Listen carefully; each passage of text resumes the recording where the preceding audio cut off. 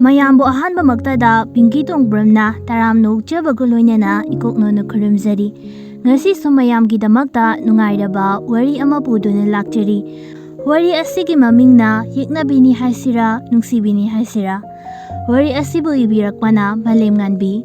Wari asi haujingagi mamangda mayamgi mafamda wafam kara thamjage madudi.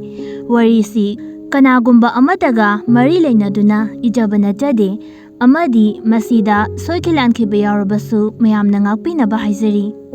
Adudi mayam wari asi haujaraglage mayam punna taminarasi. Yeknabini Haishira Nungshibini Haishira ahanba tangkak episode 1. Makut aduda manin fong karaba sangum class tumapai yam thuba man bakhong thangda parprap lakpani. Pantungpham oiriba thongsinduda thanglakpa khongthangdusu khanglep-leptuna loliba thongduda nok haifet tawduna kawi. Atomba tabro ima changlake thongse hangune. Kauriba adu khumlakte adubu khumlakte haidana anira kaurakte adugi mahut loliba thongdu tapna hanglai. Leima masana khangi madudi magi macha atomba si tomba hogdokpa kharawai adubu nganna machana thongasi hangduna thamlamgani khangbana haide yadabagi wahi khara adu hairaga thongdo londe khangbana hanglaga satchanglakpani. Magi macha sisu mamana nganna hogdorakani khangbana thongdu tumsit fadana hoglatlaga hanglamduna ngasilaga amuk thamkibani. Pak chauraba wal marina ikoina khazinba roomni masatanan tanan po jaisingsu mafam jana thamli. Koina sumlinglakpada room adugi mayai aduda paklaba phamung adugi matakta isisina tumliba machanupa atomba luhen. Madu ubada leima ngasai aduk thuna hatu laklabasu machagi mohong khangbi oibana tamna ingna nokmi prap changsinduna sangom class tu nakan ge hapliba table macha aduda thamlaga machagi manakta tamna phamthaduna machabu kaurai. Tomba tabro nangbu imani se hogolo se thengkhreni nangbo. Kaukokduna machana supliba phaizubtu lokthokpi matawduda nungaina tumjaramba luhen. Tumba thukairabagum masadu tingli yangli tawduna lei kumbadi khumlakte mamitsu pangthokpa tawde. Leima machagi chakri khangbini phamlamba adu tamna hogatuna leiribu window singdugi curtain singdu haidoktuna machabu tanaba amuk sahirai. Atomba napabungdo halahorabani nang hogatribana hangobani. Wado tabada luhen ngasai mekai tumlinina leiriba adu mamit fat pangkalaktuna tumlambadagi hogatlaga hakamwa chanduna famungduda famli. Kizabani mapabungsi mahakna wangangandaba mapabunggi matawduda hangkoizana chachabani. Saugan bathuba saurakladi maching fataba oibana amuk haibasu tanbani mahakna.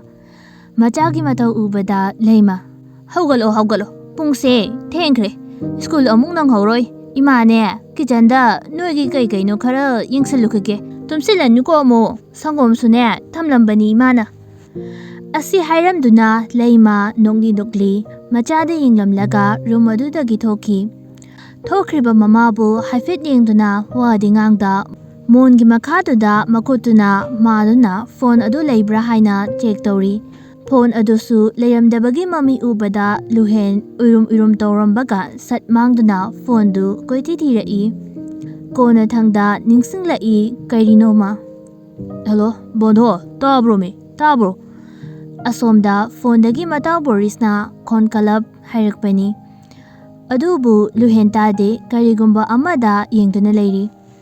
Tabro me, sakpazaba nangbo, kaidawragi khumdrisibo. Kuihaude luhen mamangda hangdoktuna thamliba notebook aduda mayek chawna I love you haiba wai asina page 20 mu iduna leiriba du yingduna sauna nakongda thamliba phone adu laktana langki. Ningsinglakpada phone du yaramlari khangna famungdudai fukhagotuna karaida takraba haina yinglai. Leirik tofam leiriba table adugi nakanda filter thamliba adugi makhada upsinduna tariba adu ubada changsinduna kholi. Display dudi crack chatuna phone adusu off tarami ꯍꯥꯡꯕ ꯌꯥꯕ꯭ꯔꯥ ꯍꯥꯏꯅ try ꯑꯃꯨꯛꯇꯤ ꯇꯧꯏ ꯌꯥꯗ꯭ꯔꯕ ꯑꯗꯨꯗ ꯃꯥꯒꯤ ꯔꯨꯝꯒꯤ ꯊꯝꯂꯤꯕ ꯗꯁꯕꯤꯟ ꯑꯗꯨꯗ ꯍꯥꯞꯆꯤꯟꯈꯤ ꯍꯟꯅ ꯌꯦꯡꯂꯝꯗꯦ ꯐꯣꯟꯗꯨ ꯃꯁꯥꯗꯨ ꯐ꯭ꯔꯦꯁ ꯑꯣꯏꯊꯣꯛꯅꯕ ꯍꯥꯏꯅ ꯃꯥꯒꯤ ꯔꯨꯝꯒ ꯑꯦꯇꯦꯆ ꯇꯧꯗꯨꯅ ꯍꯥꯞꯂꯤꯕ ꯕꯥꯊꯔꯨꯝ ꯑꯗꯨꯗ ꯆꯪꯈꯤ ꯃꯈꯥꯒꯤ ꯀꯤꯆꯟ ꯑꯗꯨꯗ ꯀꯦꯁꯣ ꯄꯦꯄꯔ ꯑꯗꯨ ꯄꯥꯗꯨꯅ ꯗꯥꯏꯅꯤꯡ ꯇꯦꯕꯜ ꯑꯗꯨꯗ ꯃꯅꯤꯡ ꯀꯥꯔꯤꯕ ꯀꯣꯐꯤ ꯑꯗꯨ ꯁꯤꯞ 2-3 ꯆꯤꯡꯂꯒ ꯃꯥꯒꯤ ꯋꯥꯡꯃꯗ ꯐꯝꯂꯤꯕꯤ ꯃꯥꯒꯤ ꯅꯨꯄꯤꯗꯨꯗ ꯌꯦꯡꯗꯨꯅ ꯑꯇꯣꯝꯕꯗꯤ ꯍꯧꯒꯠꯈ꯭ꯔꯕ꯭ꯔꯥ ꯃꯃꯥ? ꯂꯩꯃ ꯃꯥꯒꯤ ꯅꯨꯄꯥꯅ ꯍꯥꯏꯔꯛꯂꯤꯕ ꯑꯗꯨꯗ ꯍꯪꯒꯥꯝ ꯃꯥꯂꯝꯕ ꯑꯗꯨ ꯍꯥꯏꯐꯦꯠ ꯌꯦꯡꯂꯛꯇꯨꯅ ꯍꯧꯒꯠꯍꯧꯔꯕꯅꯤ ꯃꯣꯏ ꯁꯝꯈ꯭ꯌꯥ ꯐꯔꯦ ꯐꯔꯦ ꯅꯆꯥ ꯁꯦꯟꯅꯕꯒꯤ ꯃꯊꯧꯗꯤ ꯁꯤꯖ ꯅꯪꯅꯤꯀꯣ ꯑꯗꯨꯅ ꯌꯥꯝ ꯍꯩꯁꯤꯡꯒꯗꯕꯅꯤ ꯑꯗꯨꯕꯨꯗꯤ ꯁꯝꯈ꯭ꯌꯥ ꯑꯩꯒꯤ ꯏꯆꯥ ꯑꯍꯨꯝꯃꯛ ꯁꯤꯃꯅ ꯋꯥꯠꯂꯤ ꯍꯥꯏꯅꯤꯡꯉꯥꯏ ꯂꯩꯇꯦ ꯏꯆꯥ ꯑꯍꯟꯅ ꯗꯣꯛꯇꯔꯅꯤ ꯏꯆꯥ ꯌꯥꯏꯃ ꯅꯨꯄꯤ ꯑꯣꯏꯖꯔꯕꯁꯨ ꯃꯤꯀꯤ ꯂꯥꯀꯤꯗꯦ ꯑꯗꯨꯅ ꯁꯤꯚꯤꯜ ꯁꯥꯔꯚꯤꯁ ꯄꯥꯝꯃꯤ ꯍꯥꯏꯗꯅ IAS ꯑꯣꯏꯔꯤ ꯏꯆꯥ ꯑꯇꯣꯝꯕ ꯁꯤꯈꯛꯅꯤ ꯋꯥ ꯄꯦꯠꯄ ꯑꯗꯨꯕꯨ ꯃꯃꯥ ꯑꯩꯅ ꯆꯦꯛꯁꯤꯟꯅ ꯁꯦꯟꯅꯔꯤꯕꯅꯤ ꯁꯤꯃꯛꯅ ꯃꯈꯣꯏꯁꯤꯡꯒꯤ ꯃꯐꯝꯁꯤ ꯌꯧꯔꯛꯂꯤꯕꯅꯤ ꯋꯥꯗꯨ ꯀꯦꯁꯣ ꯃꯃꯣꯟ ꯅꯣꯛꯆꯩ ꯂꯩꯃ ꯃꯈꯥ ꯇꯥꯏ ꯑꯩꯅ ꯏꯆꯥ ꯁꯤꯟꯅꯕꯗ ꯑꯩꯒꯤ ꯊꯧꯅꯥꯗꯤ ꯃꯣꯏ ꯁꯝꯈ꯭ꯌꯥꯅ ꯑꯣꯏꯔꯤꯕꯅꯤ ꯁꯤ ꯍꯥꯏꯅ ꯂꯩꯃ ꯊꯋꯥꯏ ꯇꯥꯅ ꯅꯣꯛꯆꯩ ꯀꯦꯁꯣꯁꯨ ꯃꯥꯒꯤ ꯅꯨꯄꯤꯒꯤ ꯃꯇꯧꯗꯨꯗ ꯅꯨꯡꯁꯤꯅ ꯌꯦꯡꯖꯗꯨꯅ ꯅꯣꯛꯂꯤ ꯂꯨꯍꯦꯟ ꯃꯈꯨꯠꯇ ꯁꯪꯒꯣꯝ ꯒ꯭ꯂꯥꯁꯇꯨ ꯄꯥꯏ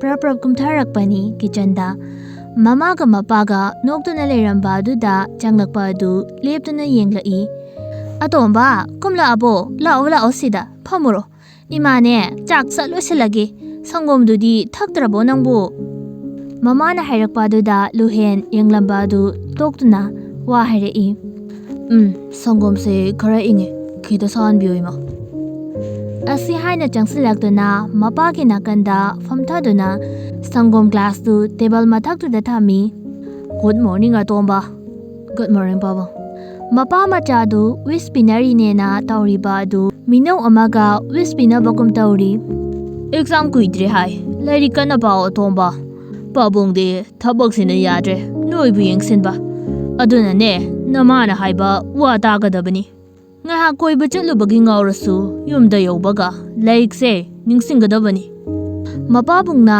ꯃꯈꯥ ꯇꯥꯔꯛꯄꯅꯤ ꯂꯨꯍꯦꯟ ꯇꯞꯅ ꯈꯨꯝꯂꯛꯏ ꯍꯣꯏ ꯄꯥꯕꯨꯡ ꯐꯔꯦ ꯅꯃꯥꯒ ꯇꯧꯔꯒ ꯆꯥꯛꯇꯣ ꯀꯩꯅꯣ ꯆꯥꯔꯒ ꯁ꯭ꯀꯨꯜꯗꯣ ꯆꯠꯊꯣꯛꯑꯣ ꯄꯥꯕꯨꯡ ꯍꯧꯒꯠꯂꯦ ꯁꯤꯗ ꯑꯩ ꯁꯦꯝꯒꯤ ꯃꯅꯥꯛꯇ ꯑꯃꯨꯛꯇ ꯌꯧꯔꯨꯒꯦ ꯃꯤꯇꯤꯡ ꯑꯃ ꯂꯩꯔꯦ ꯍꯣꯏ ꯄꯥꯕꯨꯡ ꯁꯝꯈ꯭ꯌꯥ ꯑꯗꯨ ꯆꯥꯛꯇꯤ ꯑꯩ ꯃꯑꯣꯡ ꯌꯦꯡꯂꯒꯦ ꯑꯗꯨꯒ ꯐꯣꯟꯗ ꯍꯥꯏꯔꯛꯑꯒꯦ ꯑꯁꯤ ꯍꯥꯏꯔꯝꯗꯨꯅ ꯊꯣꯛꯈꯤ ꯂꯨꯍꯦꯟ ꯃꯄꯥ ꯊꯣꯛꯈ꯭ꯔꯕꯗ ꯃꯁꯥꯗꯨ ꯁꯣꯔ ꯑꯃꯨꯛꯇꯪ ꯍꯣꯟꯗꯣꯛꯇꯨꯅ ꯏꯃꯥ ꯀꯩ ꯃꯊꯦꯜꯅꯣ ꯍꯪꯒꯥꯝ ꯁꯤꯃꯒ ꯌꯣꯡꯆꯥꯛ ꯁꯤꯡꯖꯨꯁꯤꯒ ꯇꯧꯔꯒꯦ ꯉꯔꯥꯡꯒꯤ ꯉꯥꯔꯦꯟꯁꯤꯁꯨ ꯂꯩ ꯁꯦ ꯁꯪꯒꯣꯝꯁꯦ ꯊꯛꯆꯤꯜꯂꯣ ꯁꯥꯔꯤꯉꯩꯁꯤꯗ ꯑꯁꯤ ꯍꯥꯏꯅ ꯁꯪꯒꯣꯝ ꯒ꯭ꯂꯥꯁꯇꯨ ꯃꯅꯤꯟ ꯐꯣꯡ ꯀꯥꯅ ꯄꯤꯔꯛꯏ ꯃꯤꯔꯔ ꯃꯃꯥꯡꯗꯨꯗ ꯃꯁꯝꯗꯨ ꯅꯥꯀꯟ ꯍꯥꯠꯇꯨꯅ ꯅꯤꯡꯊꯤꯖꯅ ꯄꯨꯟꯁꯤꯜꯂꯤ ꯇꯨꯡꯗꯒꯤꯁꯨ ꯃꯔꯣꯟ ꯁꯨꯕ ꯁꯨꯗꯕꯣꯏ ꯅꯨꯡꯁꯤꯕ ꯈꯣꯟꯖꯦꯜꯗ ꯍꯥꯏꯔꯛꯏ ꯆꯦꯌꯥꯏ ꯍꯣꯔꯦꯟ ꯍꯜꯂꯛꯄꯗ ꯑꯩꯒꯤ ꯕꯣꯔꯥ ꯁꯤꯡꯖꯨ ꯂꯩꯔꯛꯎꯀꯣ ꯃꯅꯥꯎꯄꯤꯅ ꯍꯥꯏꯔꯛꯂꯤꯕ ꯋꯥꯗꯨ ꯇꯥꯔꯗꯨꯅ ꯏꯜꯁꯤ ꯃꯃꯥꯏꯗꯨ ꯐꯨꯠ ꯂꯥꯎꯅ ꯂꯩꯊꯣꯔꯛꯏ ꯃꯅꯥꯎꯄꯤꯅ ꯐꯃꯨꯡꯒꯤ ꯆꯩꯈꯣꯛꯇ ꯄꯥꯏꯗꯨꯅ ꯇꯔꯥꯎꯕꯤ ꯃꯃꯤꯠꯇꯨꯅ ꯇꯔꯨ ꯐꯪꯗꯨꯅ ꯂꯩꯔꯝꯕ ꯑꯗꯨ ꯎꯕꯗ ꯃꯃꯣꯟ ꯅꯣꯛꯇꯨꯅ ꯂꯩꯔꯛꯀꯦ ꯑꯗꯣ ꯍꯧꯖꯤꯛꯇꯤ ꯆꯦꯒꯤ ꯆꯥꯛ ꯊꯤꯍꯧꯔꯕ꯭ꯔꯣ ꯃꯆꯤ ꯌꯥꯏꯅ ꯍꯥꯏꯔꯤꯕ ꯋꯥꯗꯨ ꯇꯥꯕꯗ ꯃꯀꯣꯛ ꯃꯆꯥꯗꯨ ꯊꯤꯔꯦ ꯍꯥꯏꯕꯒꯨꯝ ꯅꯣꯝꯃꯤ ꯃꯇꯧꯗꯨꯗ ꯏꯜꯁꯤ ꯑꯃꯨꯛ ꯍꯥꯏꯔꯛꯏ ꯆꯠꯂꯝꯃꯣ ꯆꯦ ꯂꯥꯛꯑꯒꯦꯀꯣ ꯑꯁꯤ ꯍꯥꯏꯗꯨꯅ ꯃꯤꯔꯔꯔꯣꯝꯗ ꯑꯃꯨꯛ ꯑꯣꯟꯁꯤꯟꯈꯤ ꯃꯅꯥꯎꯄꯤꯁꯨ ꯃꯆꯦꯅ ꯍꯥꯏꯔꯦ ꯍꯥꯏꯗꯨꯅ ꯄ꯭ꯔꯞ ꯆꯦꯟꯒꯨꯝ ꯂꯥꯛꯀꯨꯝ ꯆꯠꯈꯤ ꯄꯤꯛꯇꯛꯅ ꯅꯨꯡꯁꯤꯕ ꯃꯥꯏꯊꯣꯡꯗꯨꯗ ꯂꯨꯃꯥꯡꯒꯤ ꯁꯥꯏ ꯈꯔ ꯇꯥꯔꯤꯕ ꯑꯗꯨꯒ ꯇꯤꯝꯄꯜ ꯂꯩꯅ ꯅꯣꯛꯂꯤꯕ ꯃꯣꯃꯣꯟ ꯃꯤꯅꯣꯛꯇꯨꯒ ꯍꯦꯟꯅ ꯃꯒꯨꯟ ꯍꯥꯞꯄꯤ ꯅꯨꯄꯤ ꯃꯥꯒꯤ ꯃꯥꯏꯊꯣꯡ ꯁꯦꯠꯂꯤꯕ ꯁ꯭ꯀꯨꯜꯒꯤ ꯃꯦꯔꯨꯟ ꯀꯂꯔꯒꯤ ꯌꯨꯅꯤꯐꯣꯔꯝ ꯅꯦꯝꯇꯛ ꯁꯦꯡꯇꯛ ꯁꯕꯥꯟꯗꯨꯗ ꯑꯗꯨꯛꯀꯤ ꯃꯇꯤꯛ ꯅꯤꯡꯊꯤꯖꯩ ꯏꯜꯁꯤ ꯀꯔꯤꯕꯨ ꯌꯦꯡꯂꯤꯕ ꯃꯤꯔꯔ ꯑꯗꯨꯗ ꯃꯨꯟꯅ ꯌꯦꯡꯂꯝꯂꯒ ꯐꯃꯨꯡꯗꯨꯗ ꯊꯝꯂꯤꯕ ꯕꯦꯒꯇꯣ ꯄꯥꯏꯔꯒ ꯄ꯭ꯔꯞ ꯆꯥꯛꯈꯨꯝ ꯇꯝꯅ ꯂꯥꯛꯏ ꯌꯥꯏ ꯂꯥꯛꯑꯣ ꯆꯥꯛꯁꯦ ꯁꯥꯔꯤꯉꯩꯗ ꯆꯥꯊꯣꯛꯑꯣ ꯅꯆꯦꯅ ꯊꯦꯡꯂꯦꯅ ꯆꯩꯔꯛꯑꯅꯤ ꯃꯃꯥ ꯏꯕꯦꯝꯃ ꯏꯕꯦꯅꯤꯅ ꯃꯆꯥ ꯌꯥꯏꯃ ꯎꯕꯗ ꯍꯥꯏꯔꯛꯄꯅꯤ ꯍꯥꯏꯔꯤꯉꯩ ꯇꯥꯂꯛ ꯑꯗꯨꯗ ꯃꯆꯥꯅꯨꯄꯤ ꯑꯍꯟꯁꯨ ꯍꯥꯊꯨ ꯆꯪꯂꯛꯏ ꯌꯥꯏ ꯅꯪ ꯆꯥꯛ ꯆꯥꯗ꯭ꯔꯤꯕꯣ ꯊꯦꯡꯗꯅꯤ ꯂꯥꯛꯑꯣ ꯆꯥꯔꯣ ꯊꯨꯅ Machena thosilakpa aduda mamana haibadu khumge toramba adu toklaga chak chafam duda fatfam thaduna chaktu chakhom khara machega jaminari. Idea yai thologo. Hiram laga thoki ilsi machena thokrabada masu khara jaraga makutu frapradiana khada hamlaga thorai. Ibeni macha ani bu mangkol duda Malemnganbi duna asumna hei. Phajana chalu konoi. Aduga ne che yai nang ausinanu ko. Hoi ma ai ka sung ausinareba. Asi haiduna machindu paithokduna lei. Machena gari machadu start tawduna. Che yai laone thengene nangmo. Machena amukorakpa aduda ilsi mamagi manakta leplambadagi praprap sumangda kumthaduna machegi tungda tongduna machin manok pulap thorai. School gi timing aduda parents singna macha singbu thadaramli gate mamang aduda bus talakpa singsu mathang school campus manung aduda changnarai. Students singdu assemble hall chawna leiriba mafam duda loina line da leptuna assemble hongnaba leiri. LC machena thamlamlaba matung masu changnaktuna assemble gi mayam lebliba aduda jangsinduna begtuna kanda thamlaga line aduda lepsili. Mayamsu get laundry haiduna hatu atu sensinari. Magi chana sabi mataroi anisu praprap sensilaktuna ilsina lebliba dugi maning mathang leplai. Sorga thabet honduna. Nupe kam kuiraga nangbo. Korakpa duda ilsi fat on thorai. Aidi na mamang de leplamnani ne. Leiri esu kuiji. Noi thinge sidi. Hoi. Anima kumlakpani ngihaki tung assemble so hogduna mathang loirak abada magi class tamna amuk jangkhiduna bell su first period hongnaba haina khinglai. Oja su mathang changnairai. Good morning my dear student. Noigi final exam su kuije ko. Lairik to kanna pano. Aina haidogdi. Adu natradi next year da 10 ta galoi haibani ko principal na. Ojana ngangliba du fat kaktuna Rokina fat hagolaktuna. Sir, akhoi class di lairik loina haibani na aduna principal do waruna no haibiyo sir. Asi haina nogli atai student singsu noi. Oja aduna matawduda. Keep silent. Noisi yam ngoksinarene. Class 9 10 bukaradi noise haina tanaba amata yadre. Ngasi noigi tawkiba third assessment exam gi result haidokani. Horen noigi subject gi oja sing amamam changlaaga. Hojiki di aigi je haido amage. Noi lairi khayam page se loi khangdarani ko. Asi haina paper result du amamam loktorai. Madu ubada student singdu noklambaga toktuna magi thokpa juja toktuna matha sabasu yauri. Langna rakanu konoi ai roll wise ta korake. Asi haina ojaduna mathang kauduna loina pithokpa loiraduna student singi mamangda lepdaga wai hari. Asi haina ojaduna mathang kauduna loina pithokpa loiraduna student singi mamangda lepdaga wa hari. Class asigi oina aigi subject ki topper se RK Luhen oireko student oiso magon leira khonasi sardi walingai da hayorisini aduga mark nemba 10 mark ki manung do phangba student singdo lepu ojana haira ibaduda mayamdu tumin leina duna mark nemba singadu lepai moi tara muglep libaduda ilsi suyari madu ubada ojadu sauraduna ilsi nangna kamai tawbano Lyric si padrabo amta chumnagi assessment macha tawba si phawba pass mark ai che yobung amde 20 marks sida nang exam kudingi adai teachers khai su loina saunarabani ko nang hadaki final sida marks sing si yadradi principal na thagaloi haina warning pirabani na ojana hairakliba waduda ilsi ikaiba pokladuna mamai machadu ngangsilakpani mayam mamangduda kapningba su phawri Laiba student singsu ilsida yeng tumin chiro su tongnari mayam dungi marakta luhen su mamit sangtik sangna ilsibu yengli as nungai te ilsise mase soli niko nana nungai bijiba mina lairik paroina padrisida mataw singduna ngangnari du tabada luhen migi wati swaida yang ngangnaningbar noi Wadu tabada matauksingdu tumin leinakre ojasu amuk makha tai.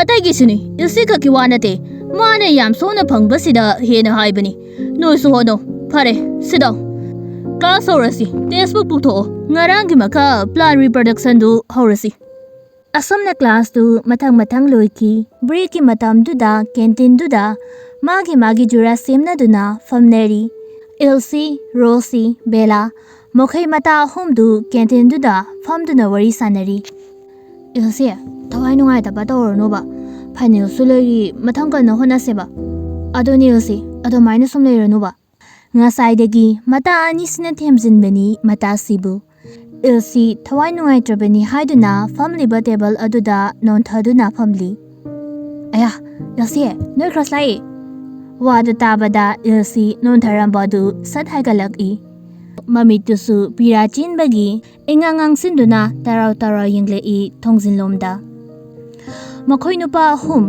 Luhen Boris James Jangla ibadu ubada kentindugi leiramba nupi singdu mathum marang hekhawi Masamga semjina basu yaunaribani mayamdogi marakta Elsie mitka kupta yengzabani nupamabu Ahum sipiklingaidagi yamluna tinezaba mataussingni sakta yenglasu simanathi haiba yade loinamak phajabani adubu luhena kharapata wanglap tauna wangangjabani mataududu nupisingna hena ngaungna khibasuni Elsie asum yenglambadagi karinoma ningsinglakpagum yenglambadu satokduna mamaidu nakanda fatleslai matasingromda Luhen gamgama sangba makhongdu jangsilai nupi magi manakta lumlum lawba khonjalda monghada poketa makut ani mohumduna kainomda wadu tabada nupi masu fatlai thorai